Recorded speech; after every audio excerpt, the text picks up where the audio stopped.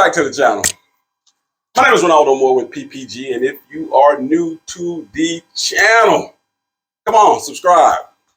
Hit that notification bell so you'll know when these heaters are dropping. Today's topic is all about plumbing.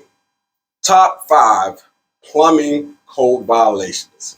These violations that I come across every single week, day in, day out there. So I decided to put together a list. So sit back, relax, and enjoy. That expansion tank, water heater expansion tank, cannot be supported by the copper piping or the water piping anymore. You have to secure that or strap that up to the structure. Maybe strap it up to, in this particular case, you could probably strap it up to a joist, floor joist above. I'm down here on a lower level, like a basement level, so the renovation. But that expansion tank cannot be supported by that copper line, that water pipe anymore. It's got to be secured. It's got to be strapped up. Back again with some more code violations. These are violations that I find, that I come across day in, day out at different projects, different sites. We're in a renovated home. I am doing the plumbing final. We need the water hammer arrestor for the dishwasher supply line. And we also need water hammer arresters at the washing machine box for the hot and cold water line. Any quick closing valve requires a water hammer arrestor. This is the little laundry area down on the lower level. We need water hammer arresters there as well. Some more violations. This one is for my plumbers. Hose bib, exterior. We need vacuum breaker fittings.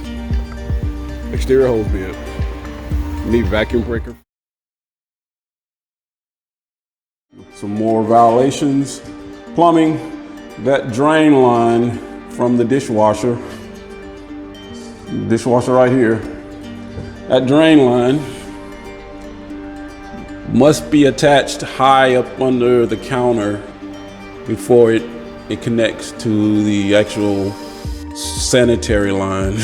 So we have to, you should run that from the dishwasher, run it up high, right up under the counter here, kitchen counter, and then you can wrap it around and connect it to the drain line.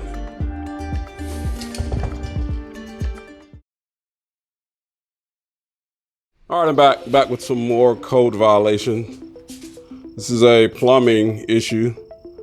The required height for a standpipe on the washing machine box is 18 inches.